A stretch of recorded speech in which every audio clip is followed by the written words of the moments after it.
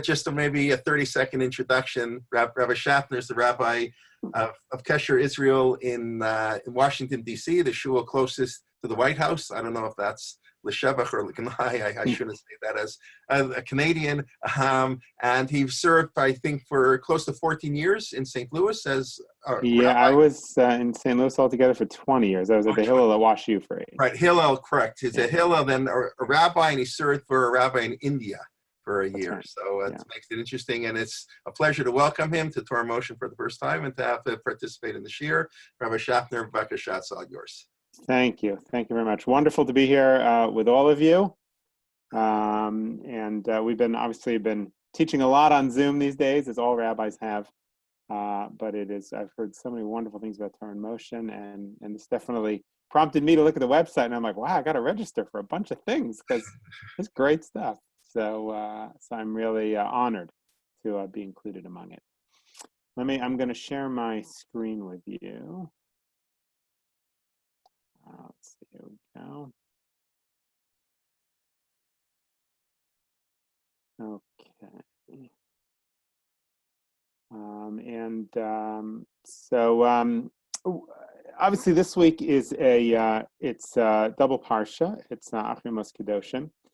And I'm going to focus the class on the beginning of Kedoshim. Now, obviously, as we all know, Kedoshim means holy, and it begins with God commanding Moshe to tell the Jewish people, Darbel b'nei Yisrael, v'amartalem Kedoshim tiyu ki Kedoshim Hashem Elokechem, you should be holy, because I, the Lord your God, am holy. And many of us probably know that Rashi, which you can see right here, Rashi comments on that. First, he says that this was spoken at Hakel. Probably the book of Dvarim was spoken at Hakel, but also some other parts.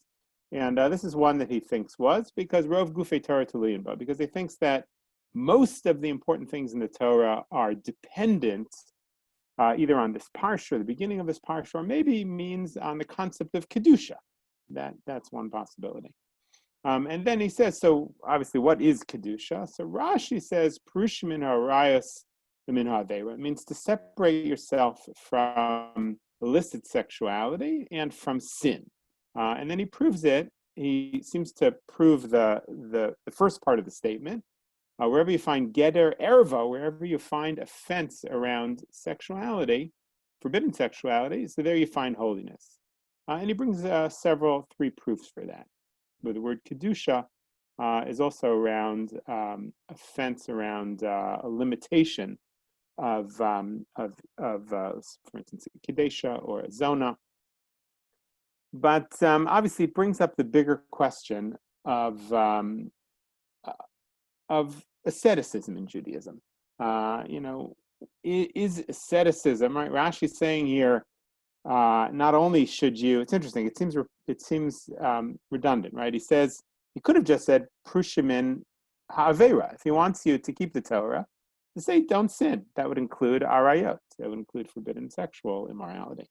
And if this isn't about keeping the Torah, if this is about something in particular about sexuality that fences around that, which he seems to be saying in second Rashi, create Kedusha, so why not just focus on that? So we're gonna go in the direction a little bit of looking at the question of asceticism in Judaism, and I think it's a vital question. There's certain things that are questions that loom so large, questions of, are we an ascetic religion or not? It's not all that clear. How do we view non-Jews? How do we view the world?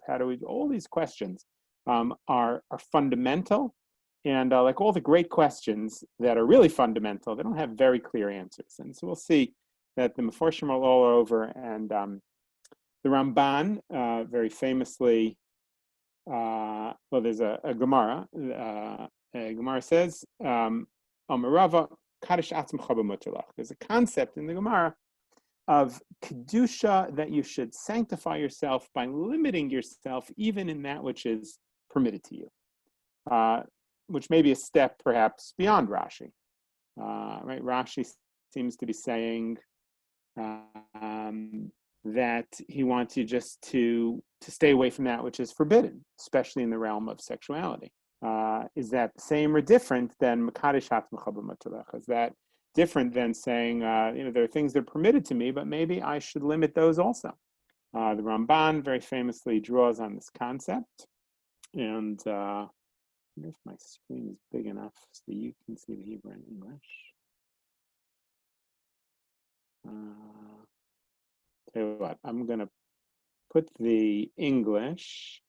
Well, why don't I'm going to do the Hebrew and I'm going to translate. And as I go down, hopefully it will eliminate. Okay. Kedoshim to you. So the Ramban very famously says, have a prushim in a rice min avera. Shkol makom shatamot together erva tamot kedusha. So Lashon Rashi quotes Rashi that stay away from sin and from sexual immorality, because wherever you have a boundary against sexual immorality, there you have holiness. He says, "Al b'taras kohanim risi stam prushim to you." He says, if you look in the Midrash, we don't see Rashi's explanation. We see a general concept of prushim to you. You should be separate. You should be. It's hard to know exactly prushim means. Parush probably means separate. He says, "Va'inyan." Here's how the Ramban explains it. Torah is here, ba'arayis ma'chalim asurim ba'tera b'ya v'ish v'ishta v'achos v'basar v'yayin. He says the Torah forbids certain things and it permits certain things. It permits certain kinds of sexuality and forbids others. It permits certain things that you're allowed to eat and it forbids others. So in Cain, he says, but that gives us a dilemma. If the Torah, if Judaism has this kind of legal structure, and that's one of the most fundamental things about Judaism, that leaves us with a dilemma, says the Ramban. And that is that if things are permitted to us, we might say, in fact, I think we often do find this, certain parts of even the Orthodox world, there's a kind of attitude that whatever's forbidden is forbidden, but everything else basically is permitted. Is that a proper attitude religiously? Really, these ideas of asceticism, which seem to be, beside the point for us, they seem to be sort of meta questions for Talmidei Chachamim or for Hasidim, in the old sense of the term, they really are very, very present. What should our everyday attitude be as, let's say, Jews, modern Orthodox Jews, to the world, to life, to mitzvot? Do I have to, it's something I've struggled a lot throughout my whole life trying to figure out. Basically, is everything permitted except that which is forbidden? Or, as they used to tell us in Yeshiva, maybe you have to have a deep cheshbon hanefesh for everything you do. Maybe everything, in a certain sense, is forbidden because your life should be spent engaged in holiness, engaged in Torah study, engaged in spirituality. And there's room for other things, but you have to have some kind of cheshbon in order to engage in those things. Which is it? I mean, we see both attitudes, I think, in the Orthodox community. The Ramban here says the dilemma is if we allow that which is permitted to us in the Torah and forbid that which is forbidden, imkein yimatze bal taiva makom lios shutaf bezimas ishto and nashiv harabot. He says that if you permit certain kinds of sexuality, permit it to your wife, well, maybe you have many wives. And then your life is going to be filled with your desire. Lios besove yayin, zole basar. You're allowed to drink wine. You're allowed to eat meat. But what does that mean? Does that mean that your life is going to be filled with drinking wine and eating meat? And he then says that you might even speak naval. Shelo huzkar isu zebatorah. He says speaking in a brutish way is not specified in the Torah. Maybe I'm allowed to do that. So he says, this is one of the most famous things in the Ramban, it would turn out that you are a minuval b'rshut Torah, that with the permission of the Torah, the Ramban says, not enough to keep the mitzvahs. Even to study Torah, that's not enough. With all of that, you could still be a disgusting person with the permission of the Torah, if you just keep the letter of the law. So that's interesting. The Ramban is framing religious life in a certain way. What does it mean to be a Jew? For the Ramban, it doesn't mean to keep the Torah. There's some kind of meta requirement, some kind of meta ethical or meta legal ethic that we need to conform to in order to be who we are supposed to be. The law is not the sum total of Judaism. So we'll want to keep in mind, does this disagree with Rashi or not? The Ramban seems to think maybe it does disagree with Rashi, but we can keep that question in mind. Now the Ramban then continues And he says that's why the Torah tells us, Kedoshim to you ki Kedoshim Hashem Lekechem. The question inherent in the Ramban is, if we have all the mitzvahs, then isn't that what's going to make you holy? Why does the Torah have to say, by the way, be holy? Just keep the mitzvah between you and God, keep all the ritual mitzvah, and you'll be holy. So Ramban says that's not true. He does say this also on the phrase Vasisa Yasher V'Atov B'nei Hashem. He says exactly the same idea about interpersonal commandments. That if you think that keeping all the interpersonal commandments is going to make you righteous, he says, or even just, he says that's not true. The same thing can happen. You can be a minuval b'rshus haTorah. You can find lots of ways to get around interpersonal things, and therefore the Torah had to, after all the detailed laws, the Torah had to give you a general rule: Vasisa Yasher V'Atov B'nei Hashem. Do what is good and right in the eyes of God. It's not enough just to keep the Bein Adam L'Chaveiro mitzvot, the mitzvot between us and others. You have to also do what is yashar. And here, of course, Kedoshim to you is exactly the equivalent, but in a Bein Adam L'Makom context. So he writes, he writes a little bit more on the same theme. And then, interestingly, he compares it to the Nazir. And this part is a little bit complex because he says, Kamoshkar Katuv HaNazir Kadosh. The Nazir is called holy. And he seems to be saying that our idea of holiness, that you shouldn't be a minuval b'rshut Torah. He's not saying you shouldn't necessarily be an ascetic. He's saying be a mensch and don't just completely fill yourself with desire at the tip of a hat just because it's permitted and it's not forbidden. It really is, that would not fit into the meta image of dignity, perhaps we could call it, or probably better words for it, refinement.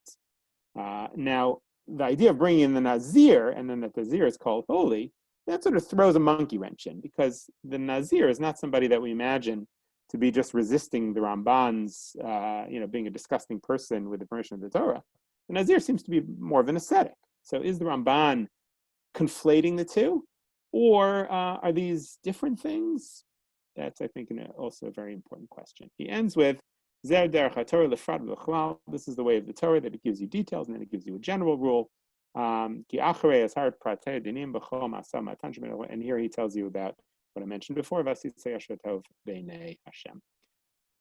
So I would ask the question of a few questions here. You can see the English also. Is sanctifying yourself in that which is permitted to you, that the Gemara had said. From the Gemara, it seems like you should be a bit more ascetic. You should resist even that which is permitted to you. Is that different or the same than being a minuval b'rshut, than not being a minuval b'rshut Torah? Is that different or the same than what the Ramban says, that you have to go beyond the letter of the law so that you are a refined individual, a holy individual, and you're not just taking advantage of everything the Torah permits you? Are those the same? Are those different? Rashi and the Ramban disagree. Remember, Rashi had said, keep them, don't do sins, and also Rashi had said, prushim in ha'arayot min haver, separate yourself from forbidden sexuality and from sin, because wherever you find a gate around forbidden sexuality, you find holiness. Is that different than is the Ramban disagreeing with Rashi? Is going beyond the letter of the law in this kind of ethical refinement of the Ramban's, not being a minuval b'rshut Torah? And how do we understand the Ramban bring in the Nazir? Is the Ramban slipping in that he's pro-asceticism? Is his idea of not being a disgusting person, not just giving in to all of your desires, that's not asceticism? It seems very different than the Nazir. Okay, by the way, if you have thoughts or questions, you should really feel free to, at any time, just to ask and to interrupt. Okay, so I want to delve a little bit more into this question of asceticism, because I think in many religions, asceticism is taken for granted, that would be a positive thing. Not that everybody can do it, right? In Christianity, it's okay to have a family, but if you really want to be on a high spiritual level, you don't do that. You separate yourself. Among Buddhists, you could be a Buddhist who works the ground, but you could also be a monk, and that's a higher level. I think we sort of slip into this in Judaism also. We have almost made a distinction, I think, between the working folk and what they call in more right-wing circles the Ungalites, the Kolo. Do we see them as on a higher level? Is that different than what it says in Pirkei Avot, that which seems to praise often the work of one's hands? What's the paradigm in Judaism? Or perhaps there's more than one paradigm. That may be actually the story about asceticism. So let's see. This is a famous Gemara. The Gemara says, Omar Shmuel said, Kol Yoshev b'ta'anit nikra chodeh. By the way, is it helpful if I share the document so that people can look at the whole document and they can, why don't I, you know what I'm going to do? I'm going to put this document in the chat. That way, if you want to open it up in a separate browser, then we'll be able to do that.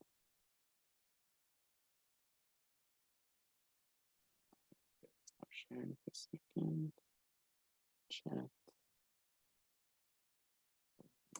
Okay, there it is. If anybody wants to look at it in a separate browser so that you can see the whole document, you don't have to be under my thumb for where we are in Hebrew and English. Okay, so the Gemara says, Amar Shmuel, Shmuel says anybody who sits and fasts is called a sinner.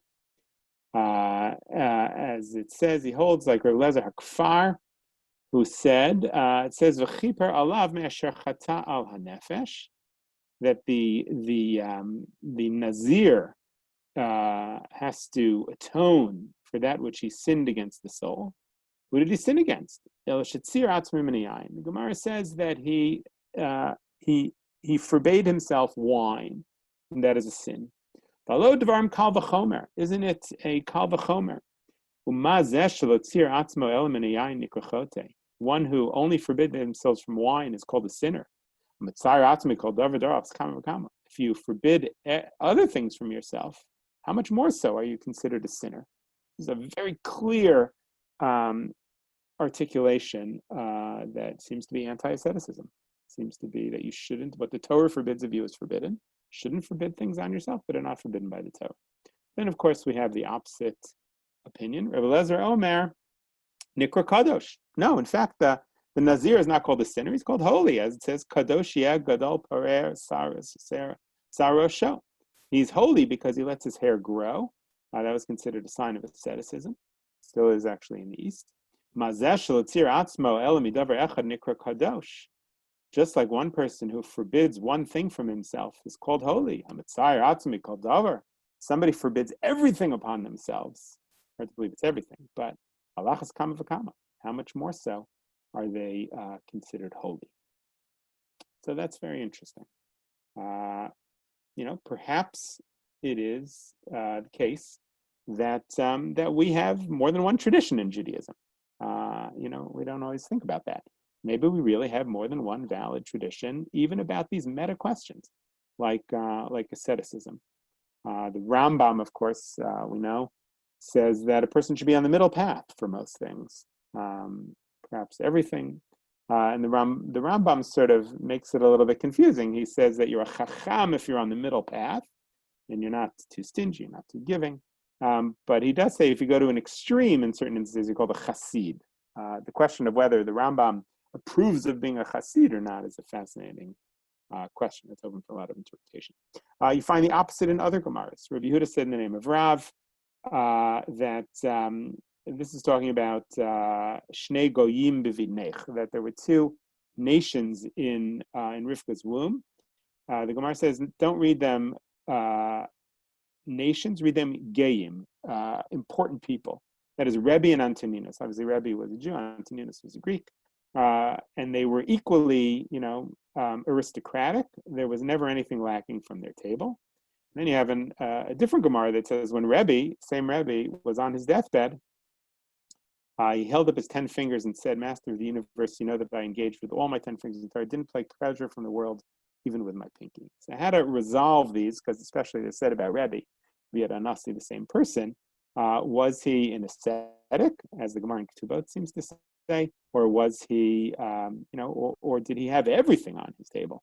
as the Gemara in Brachot seems to say. So not only do we perhaps have two traditions, we might even have either some conflation of the two traditions, or perhaps some way of bringing both of them together, or maybe Rabbi changed his mind. It seems like if he changed his mind, we certainly know which one was later. That was the one on his deathbed, was later. So I'm not sure. I think often, I have a theory that the Gemara, when it wants to express complex topics, especially theological ones, it tends to give us opposite opinions, opposite extremes. And what the Gemara is trying to communicate is that there isn't one easy solution, and that often these questions are much better thought of not as single answers, but as dialectical questions. And so for ourselves, we may wonder, what is Judaism's opinion? Here's a beautiful Mesilas Sharm. It says, Kol mi shetzarech litol ve'eino notel, anybody who needs to take something from the world and doesn't take, or is a shofech damim. It's as if they are spilling blood, as it says, the nefesh chaya, that a human being has to be a human being was created by God, nefesh chaya, a living soul. You have to live. Neshama shenatati ba hacheyata. Keep your soul living. And here, so Sharm quotes the Gemara we just read, that anybody who sits in fasting is called a sinner. Below, Matzim Tzar Nafshe, the Hillel Omer, Gomel Nafsho Ish Chesed, Alechilas Haboker, V'hayaroche Tzpanav Yadav L'chavikona. The Gemara says that Hillel used to leave the Beit Midrash and he would go and wash his body and he would eat. And they said, how could you go do that? And he said, Kal v'chomer min diuknas hamalachim. He said, if you see the statues of the kings, people are honored to wash the statues of the kings. He said, so to me, I carry around the statue of the king. I made an image of God. And Hillel seemed to believe even the physical body is an image of God. And so that has to be taken care of. This is the true rule. Here's how he solves the problem. Anything that you don't need from this world, says it's fitting to separate yourself from it. If it's a want and not a need, you should separate yourself from it. Anything that you need, for whatever reason, he says. That's interesting. So it leaves the door open. Since it's needed by you, so then if you don't take what you need from the world, you're considered a sinner. So this is a very interesting pshara, very interesting middle path, where for whatever reason, if you need it, then you should have it. Not only that, it's important, it's mitzvah. And if you don't take it, then you're a sinner. Rabbi Nachman of Breslov, who was quite known for asceticism, actually. They say about Rabbi Nachman that for a while when he was younger, he chewed his food with his middle teeth, with his big teeth, so that he wouldn't taste his food. That's why taste is further back in the mouth. There's certainly many, many places where Rabbi Nachman seems to speak about being an ascetic. But there's another side to Rabbi Nachman. He's extremely complex. And he also understood that simcha, that joy, is one of the most important things in Judaism. And he writes a great deal about how to avoid what he calls marash chora, depression. He thought that was really something that can take its toll. Rabbi Nachman has famous meditation in which he thinks if you focus in on something you've done good, and you feel good about yourself, and you actually see yourself as having done a mitzvah perfectly, even though you didn't do it perfectly, you should pretend that you did in your own mind, then Rabbi Nachman says that will bring you closer to God and will give you the desire to praise God. He says this in his famous Torah, Reish Pei Beis. So here he writes, and this is in Sichos Maran, Kvar Mavur B'Likutei Tanina. In the first part of Likutei Maran, we already wrote. So these are things that Rabbi Nachman said. It was written down Rabbi Nassim. You shouldn't have too many chumras. That's a quote from the Gemara. Torah was not given to the malachim, to the angels.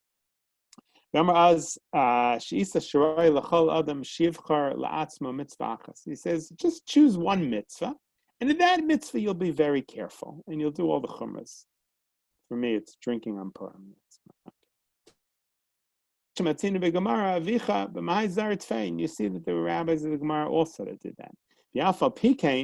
Gamba osa mitzvah al yachanes b'chumros shigayon shtus marshchoros.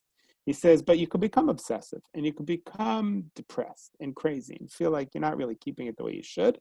If even in that mitzvah, he says, don't go too crazy. You don't want to become obsessive. Do all the chumras in that one mitzvah, but don't do it with insanity. It's a shocking thing. He says, in all the other mitzvahs, is not necessarily to be machmir at all. Well, this is like this year when Pesach came and the rabbis all said to their congregants, things are permitted that have never been permitted before, and see what will happen in the future. It's going to change, I think, the whole nature of halacha and how the lady sees halacha. See. It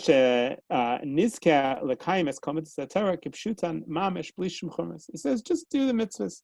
Don't have any chumras.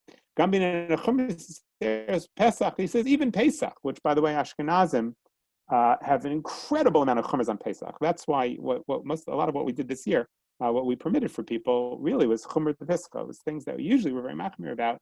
Shulchan Aruch is not necessarily machmir about, but the Ramah is much more than Shulchan Aruch. And he says, even Pesach, liyamaskim klau alamarm l'dafti yosem midai. Says the Rebbe does not agree at all with those who felt it should be very, very machmir about Pesach. This is interesting. And the Rebbe said about himself that he engaged in this. He engaged in asceticism and in chumras. He did it a lot. But it brought him to depression. And now he changed his way. And he changed his mind, saying that Rabbi Nachman changed his mind. And even though when he was younger, he felt that asceticism was important and the chumras and seros were important, extra strictures, as he got older, he realized that was a bad idea, and it gives a person a relationship to Judaism that is negative, that is sometimes depressive, sometimes obsessive, and rather that Judaism has to be integrated into one's normal life. Sort of the opposite of the Ramban. The Ramban is saying, the permissiveness will make it such that you're not living a normal life. Rabbi Nachman saying the strictures can make it such that you're not living a normal life. There's a sense of normality in both the Ramban and in Rabbi Nachman here. The Rebbe talked a lot about this. You should increase Torah and prayer and good deeds. Don't invent any new chumras. Do like they used to do, our ancestors in the old days. So that is sort of a bit of an overview of the question of asceticism in Judaism. What is to be gained or lost from leading an ascetic life? I mean, the truth is that spiritually, asceticism can be very productive. We know that from Eastern religions. We know it from our own religions. There are great dangers in the pleasures of the flesh that Judaism permits, because sometimes we can feel like everything is permitted. You can, we as Jews, certainly Orthodox Jews, live at a time where you can, I'm sure 100 years ago, nobody would have ever in a million years imagined that we could have what we have. There isn't, food that's made that you can't get, the best of as an Orthodox Jew. I mean, it's sometimes shocking, right?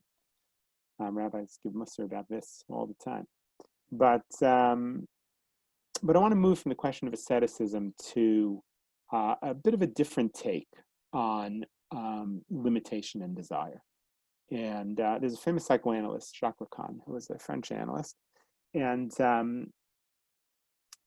he's a very deep thinker. He had a general sense about the development of the human being. It's important to understand this in order to understand Lacan. That when we're born, we know nothing. We are just this sort of tabula rasa, and we really are our mothers. Even after we're born, we don't know anything as a separate individual. On some level, the infant really is their mother, and they don't really have a sense of the world outside of their mother or outside of their own being. The world is sort of unarticulated. Then there's a second stage. So that he calls actually the real world. He then has a second stage called the ideal world. And that is, it begins the first time that a child looks in the mirror and realizes that they are a separate human being from their mother. And at that point, there's this desire that's created to re-merge with the mother, but the child doesn't really have the ability to go out into the world and to make their desires known, to get the things they want to get, because they don't yet have language. It's with the development of language that the child leaves the ideal world and enters the symbolic world. And in the upside of the symbolic world is that now you can be a regular human being. You can speak, you can articulate things, you can talk about your desires, and you can use the language and intellect to go in the world to go and find your desires. The downside of it is that something's always missing. That initial stage that you had way back, you're always trying on some level, there's always something missing, something lost. Perhaps it is that you were your mother. All of us were our mothers, whether it's a strange thing that both men and women both used to be at some level women. They were their mothers.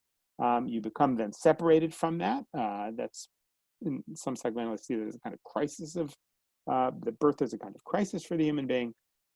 It's very interesting, by the way, in the Chumash, you see that that there was a celebration of being able to eat solid food, being freed from the mother.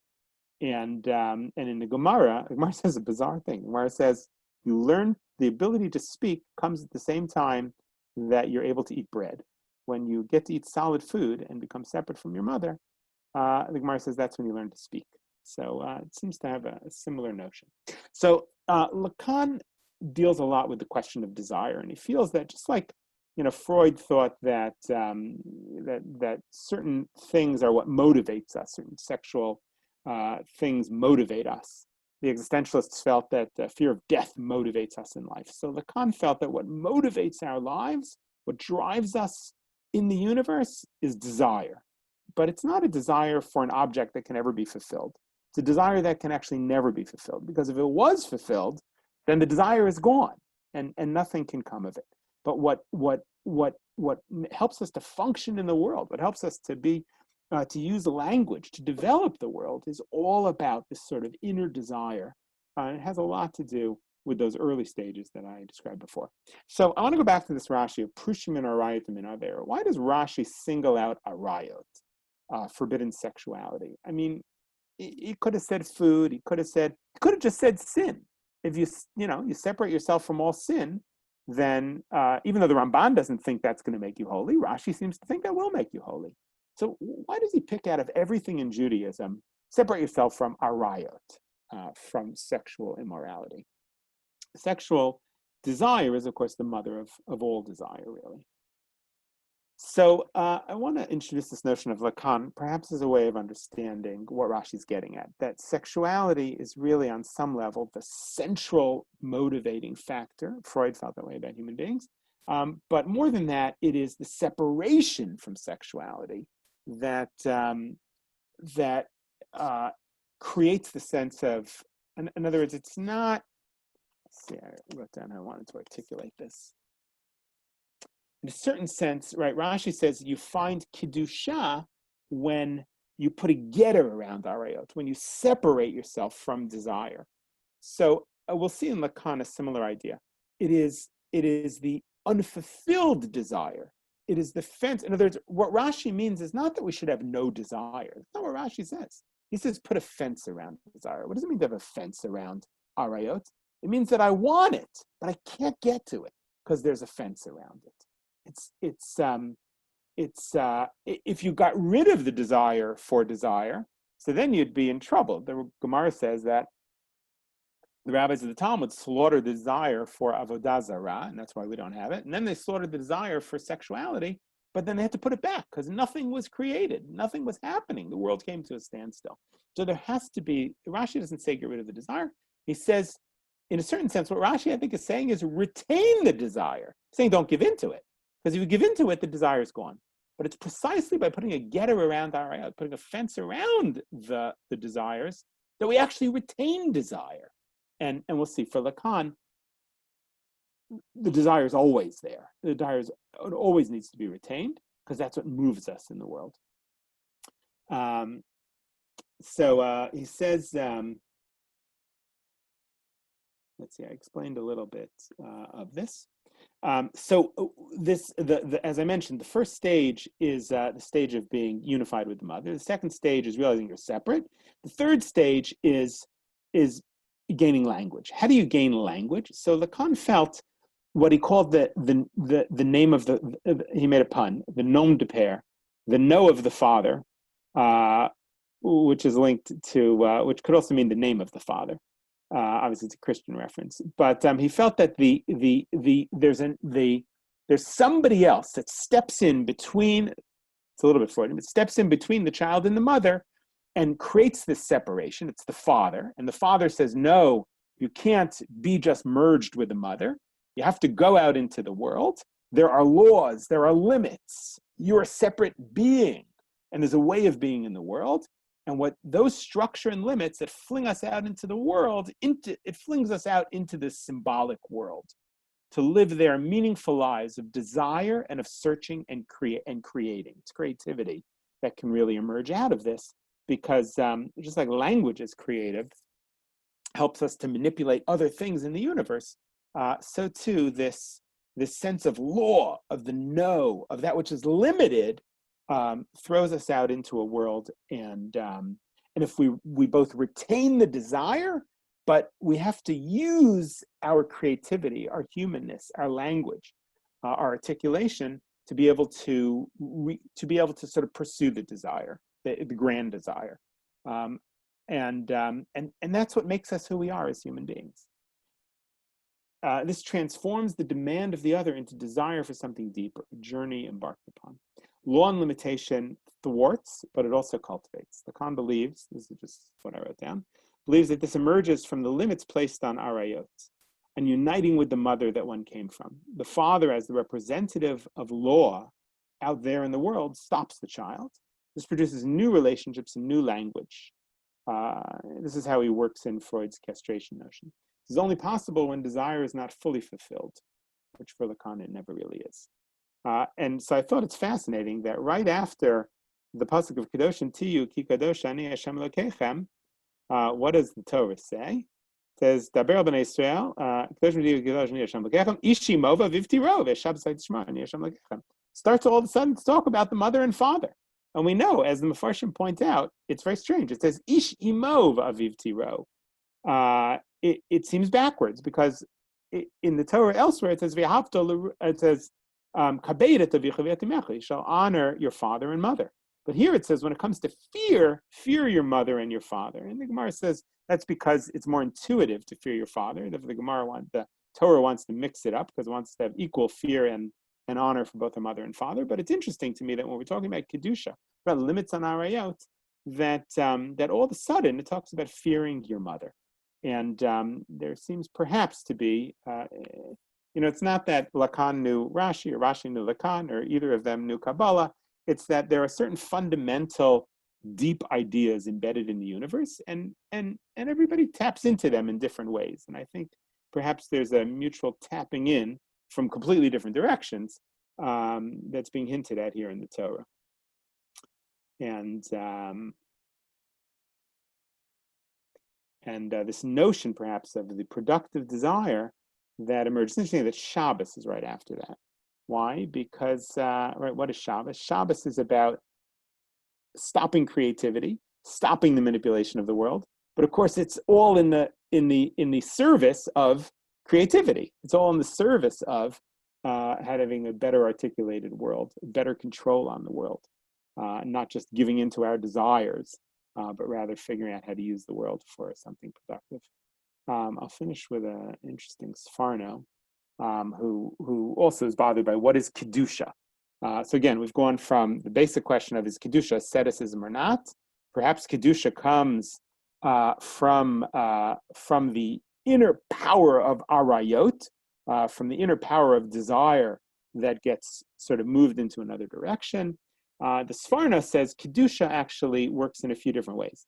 He says Kedusha, he says right here in the Parsha, when it talks about being holy, it talks about three things, he says. Geter arayot, it talks about forbidden sexuality, talks about food, says, Sheniti, let's see, are we shown? It says, let's see, the third one, Shlish is Tuma b'machal rasurat. So it talks about forbidden things that you can eat. So not eating things that are forbidden, not having forbidden sexuality. It says the third thing, which he says actually the first thing, is ov and yedoni, not getting involved in sorcery. That will bring you kedusha. So that's interesting because I understand limitations on food, limitations on sexuality. It fits right into the Ramban. But the ov and yedoni, not worshiping something, not worshiping. It's not even idols here. Here it's sorcery or divination. The Gemara says these were a way of using skulls to tell the future, or bones, and that the Rambam says is one of the things that cultivates kedusha. Why is that? So the Rambam in the laws of mezuzah says a well-known thing. Says Elish kotvim mibifnim shemos hamalachim or shemos kedoshim. He says some people want to write in their mezuzahs the names of angels, almost like a kameo, like an amulet, or holy names of God, or psukim. They want to add to things that are in the mezuzah. He says people who do that have no share in the world to come. He says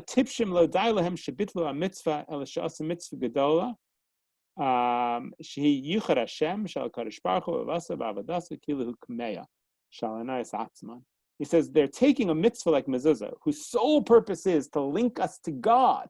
Kedoshim tiyu ki kadosh ani Hashem Elokechem. The whole point of being holy is to be like God. The mezuzah, says the Rambam, is to know that there's one God, so you can connect to God. And what have they done? They have made the mezuzah like an amulet to protect their houses. They imagine it is. Rambam says if you think the purpose of mezuzah is to protect your house, you have no share in the world to come. It's pretty strong. It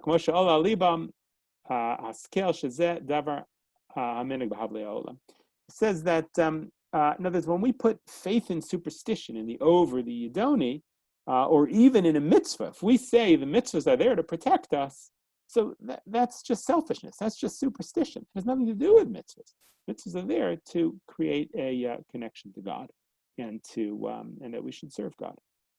And so the Sforno says when you replace God with superstition, or you replace God with other things, you are then violating the notion of kedusha. Kedusha comes when you put aside those other things that you might want to have trust in, and instead of having trust in God. I'll just end with a beautiful Mesilas Shalom. The son Rabbi, who he writes that how do you get kedusha? So he says that we have to be holy. He says the whole point of the reason this is read at Hakel, that the whole point of the Torah is for us to cleave to God. And in order to cleave to God, to have devekut with God, we have to be like God. When you become like something else, means you want to connect to it. And he says that's the purpose of being holy.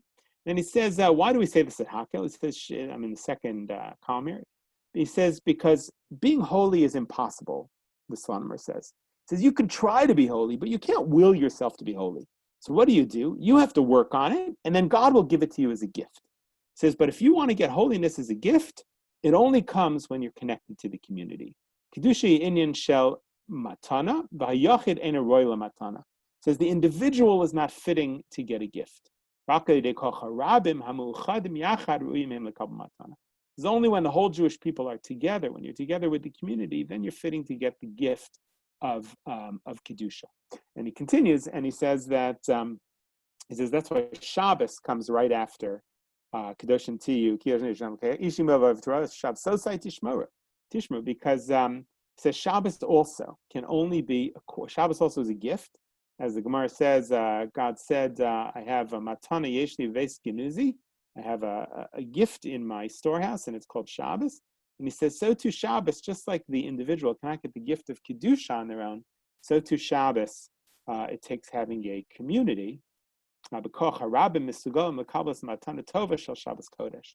You have to have the rabbim, you have to have the community in order to have Shabbos. It resonates, I think, with us because we are trying very hard to have Shabbos on our own, and it's not so easy. My hope is that that very soon we can all be back with our communities in person, and both Kedusha, holiness, as the Shafner says, and Shabbos, as the Shafner says. The Shafner says Kedusha and Shabbos.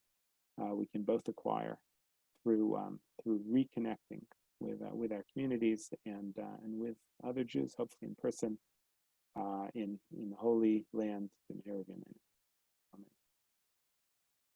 Happy to have questions, All right. comments. Thank you very much. If anybody has any questions, orally or by chat. But thank you for introducing me to some, sources that I'm very unfamiliar with. Some I am quite familiar with, and some very unfamiliar with. So Lacan is very hard to read, but I love him. Yeah.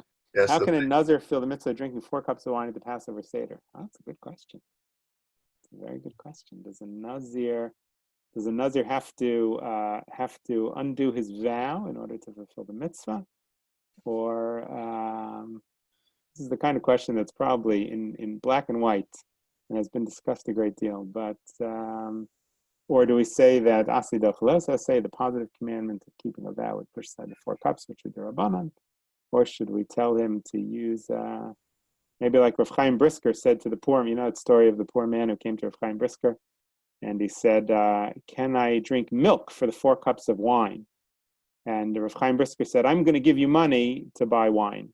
But he gave him much, much more money than he would have needed to buy wine. So the Rebbe said to him, he asked you, he needed wine. Why'd you give him so much money? He said, if he was asking me if he can drink milk for the 4 cups, obviously he doesn't have meat for the Seder. So I gave him money for wine and meat. So maybe he could drink 4 cups of milk. I don't know. Okay, thank you. Great to meet everybody, and I wish everyone a wonderful Shabbos. Thank you.